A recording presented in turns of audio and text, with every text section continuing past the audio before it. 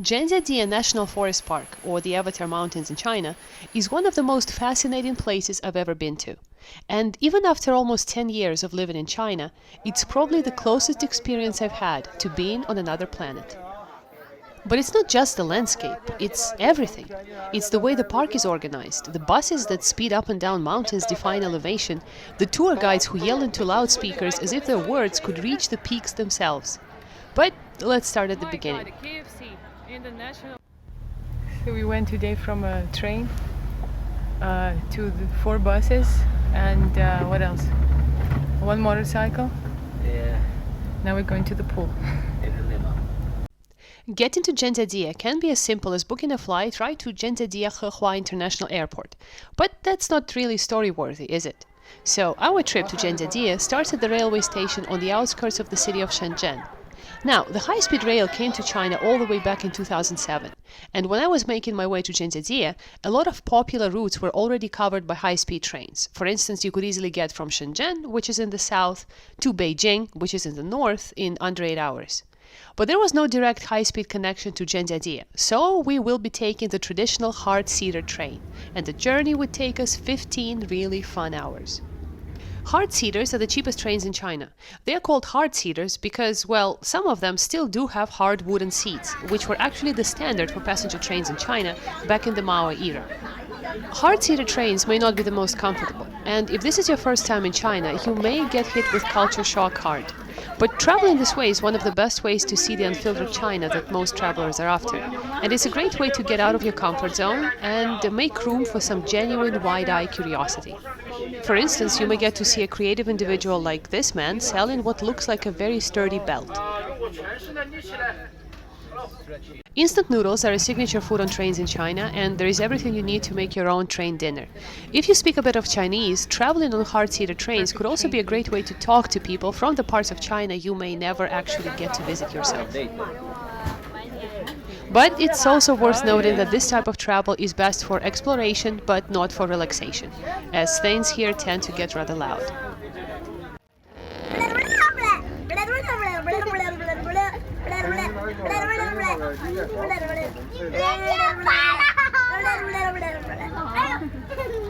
The train arrived at Zhangjiajie train station at around 5 a.m. We found some coffee in the convenience store, which would be our last cups of coffee for the next several days, and headed straight into the pit mouth to look for the bus that would take us to our hotel. As it often happens in China, finding our hotel turned out a little bit more nuanced than we had thought. We were not supposed to be here yet. We were not supposed to be buying tickets. We were not supposed to be on this bus. And we were definitely not supposed to be hiking this trail. But in the search for our hotel, which included several wrong turns, we ended up at the main gate to the park, the Wulinyuan gate. Now, this is where most people book their hotels, and it's probably the most convenient. You get easy access to Wulinyuan town, shops, markets. The thing is, though, that most of the time, the main entrance to the park looks like this. And if you like to be around a lot of people a lot of the time, this is perfectly fine. But if you're looking for serenity and more of a mountain-style life, you may want to consider a stay by the least visited entrance to the park, the Yanjiajie entrance. And this is where our hotel was. The Yanjiajie entrance is located a little bit in the middle of nowhere, but the payoffs are peace and quiet. But since we were already at the park entrance, we decided to get our passes, take this very cliché photo, and hike part of the way to our hotel right through the park with all our earthly belongings. We got passes for 3 days, but you might as well get for 5 because the park is huge and you will always find new areas to explore, even if you spend a full week here. Just one thing to keep in mind, you may also feel overwhelmed. I do know some people who spent 1 day exploring the park and decided to just chill at their hotels for the remainder of the trip. And as we explore the park together, you will probably see why. Soon enough, we made it to the part of the park where the road to our hotel seemed much less confusing. And with the help of a friendly taxi bike driver, we soon made it to our Zhangjiajie home. 再见。谢谢。Now, we all like different things, and the hotel I like may be the hotel you hate. But I still feel quite comfortable sharing this hotel as a genuine recommendation. It's called Homeward Resort if you go through Booking. But if you go through one of the local sites like ctrip.com, you will also find the less expensive version of the same hotel under the name Old Ye Gentleman's Inn. It's an exceptionally relaxing place to stay with great views of the park and very friendly owners. I will add links to the hotel on Booking and Ctrip in the description to this video. We arrived at the hotel a bit early, and our room was still being prepared, but seeing our tired and hiked out state, the hotel manager offered us a delicious homemade breakfast on the house, and even arranged to take us to the main hotel pool with views that made our jaws drop. And he even took us there in the hotel's limo. Wow, look at the mountains. My God, look at the mountains. So we went today from a train to the 4 buses and what else? 1 motorcycle. Yeah, Now we're going to the pool. in the limo. But let's move on to the park. That same day, a bit closer to the afternoon, we ventured back to the park to start exploring. But this attempt ended in a deadlock. More specifically, it ended up with me looking at this map for a good 30 minutes, unable to understand what to do next. It was getting late too, so we ended up leaving the park and instead exploring the nearby areas. We got to Civilization. This is like the biggest accessible town from the forest park, and we're looking for coffee. And if we find it, I don't know what I'm gonna do. I'm gonna cry. And if this is an option for you, I strongly suggest you take it. Sure, Gendadia is all about the park and the mountains. But as hard as it was for me to comprehend, there are people who live very normal everyday lives with this very impressive backdrop. But coming back to the park, let me say something that I wish someone had told me when I was planning my trip to Gendadia.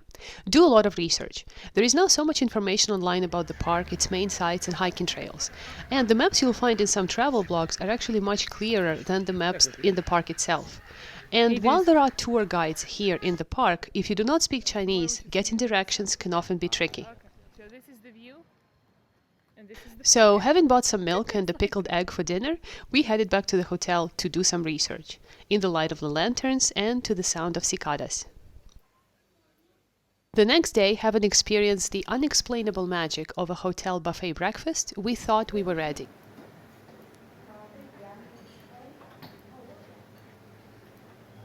But here's what no map of Gendadia will show you. Lots of people and heartbreakingly long lines. Tour guides armed with loudspeakers, and buses that travel up and down high altitudes as if you were in the race for the worst headache of your life. These are the things that will hit you hard on your first day at the Avatar Park. I don't know why. I didn't have no idea. 哎，来救你来。2号到了没有？快乐江西的2号。2号也对。 But let's divide and conquer. The first attraction we were set to visit was Tianzi Mountain. Here's the thing. The second you hop off your cable car and step out into the wilderness of the Tianzi Mountain, your first instinct is to grab a bow and arrow. All around you is pure, unforgiving jungle. But then you see a dude walk by with a McDonald's meal, and now you feel like you're on a Hollywood movie set. Because yes, there is a McDonald's right in the middle of the park, at one of its most impressive viewing points. As strange as this location choice is, most people get over it pretty quickly when they realize that this is one of the very few places in the area where you can get coffee. So we did just that, and as I enjoyed my extra hot latte, I couldn't help but wonder, just like many before me, how they actually managed to pull this off. Once you're at the top level of the park, you get a more or less clear pathway between the main attractions in the area. This pathway, however, is fraught with long lines and remarkably hectic buses. These two sides of Gendadia are very difficult to marry. The nature and the pure scale of views here make you want to drop everything in your previous life and just sit down and meditate looking up at these peaks. And yet, all around you people are running, pushing and queuing for buses. And so you do that too. And this is how we get to the next main attraction, the Hallelujah Peak. Hallelujah Peak is probably one of the most known and popular viewpoints at the park.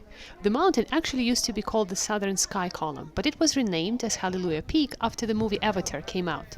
And it's a beautiful place. Honestly, words are pointless here, and it's one of those things that you probably need to experience at least once on your very own. As this is a very popular location, a lot of people come here to take cool photos like these. But few mention that to take these photos, you need to stand in a self-regulated line to get to the picture-taking spot. Or you can pay this inventive gentleman who has a job that social media built. He is the one who will take one of these wow photos you've probably seen on Instagram. The mountains, the mist, and the lone travel influencer staring into the abyss. In reality, the travel influencer is rarely alone and has to line up just like everyone else to get to the park's #1 viewpoint.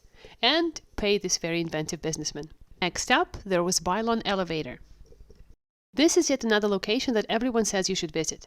But on the way to the elevator, we kept finding ourselves in lines so long and so loud that it started to feel like we were at one of those Black Friday sale brawls you see on YouTube. And this is when we remembered something we briefly read about online, the option to hike up and down the mountains instead of taking the popular routes. And this is the watershed moment that changed our whole experience of the park. We saw the sign that said Golden Whip Trail and followed the monkeys down the mountain. In a matter of minutes, we found ourselves surrounded by nothing but quiet birds and some pretty intense monkeys. Man, guys.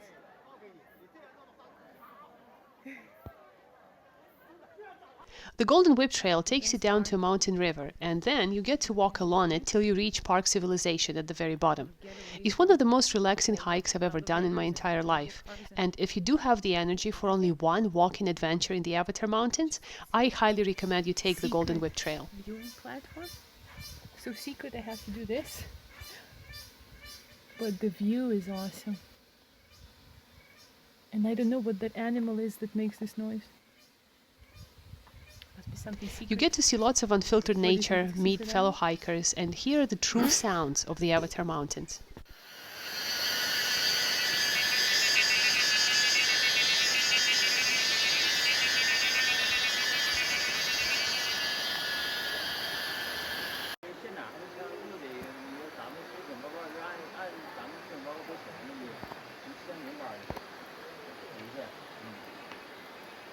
Then again, if you don't feel like hiking, more inventive gentlemen would come to your rescue. You can travel up and down the trail like royalty in your very own chariot. You will see these guys lined up by main viewpoints, happy to take you anywhere you want to go in a horizontal state.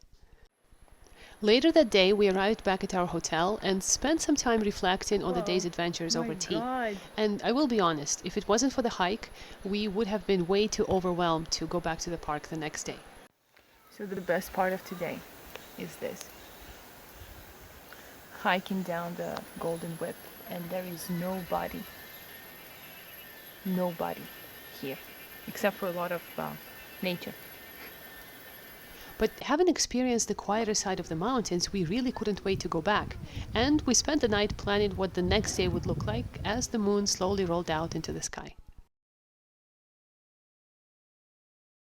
The next day, we got up early and faced a quick challenge of spreading jam over toast with chopsticks before heading straight to the park.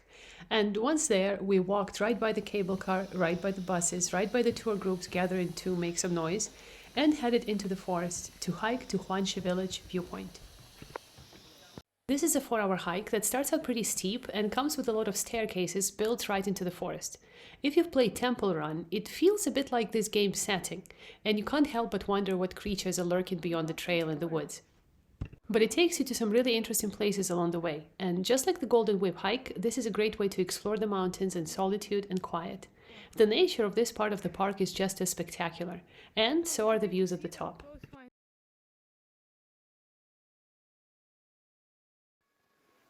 Okay, this is getting... I'm careful with my life. I remember the Thai monkeys. This guy looks like he doesn't want to turn. Man, can you... I think he's escaping the crowds up there, just like us. Yeah, man, we get you. It sucks. It sucks, man. The Huanxi Village viewpoint is the largest natural viewing deck in the park, and there are lots of photo spots, both at the top and along the way. We stopped by all the major sites once we got to the very top and reconfirmed what we had learned the day before. As soon as you start to get close to any hype-type sightseeing, things get loud, crowded, and generally too much.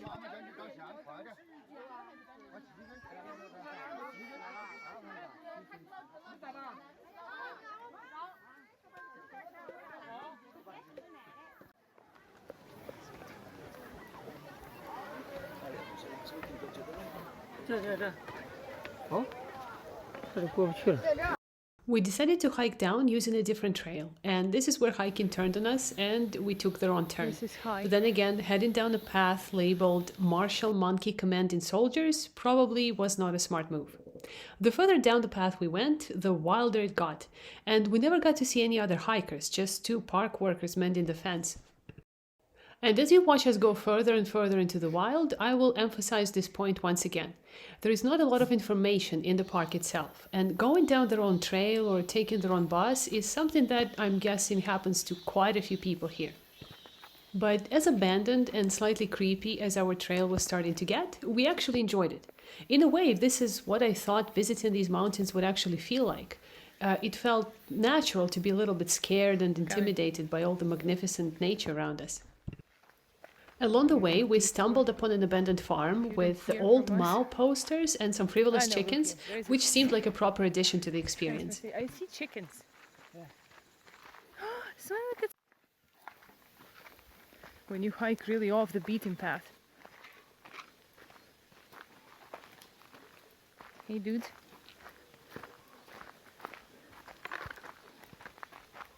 It'd be nice to be a chicken in Janjadiyah.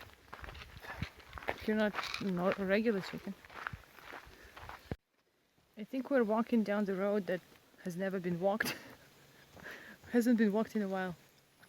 We then hurried past an abandoned hut, which has solidified the horror movie trope that all wrong turns eventually lead to an abandoned hut.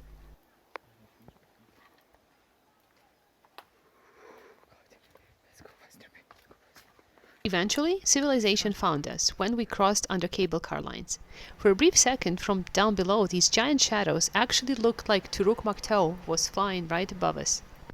And then there it was, a paved road. Slightly shaken by the wrong turn experience, we now ran toward civilization, instead of away from it. And it welcomed us back with a generous serving of fried potatoes and parking lot views. We spent the rest of the day enjoying the quiet of the hotel and the coolness of the pool.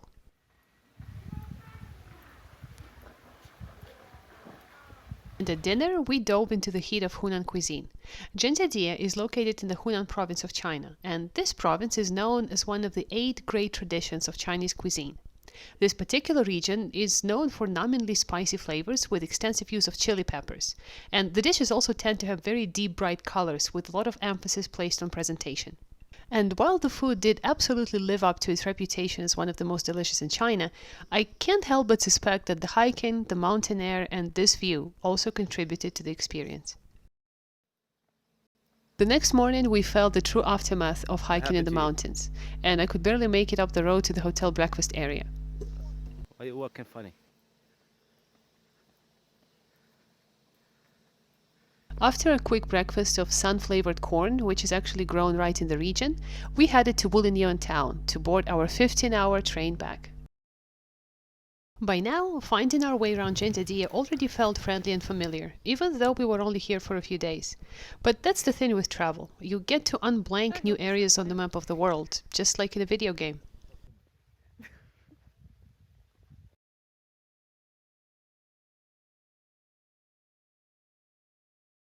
Back in town, we stopped at the local bakery for a taste of coffee and city life, in the form of these very airy buns. Mountain people got down to civilization, but this is really good.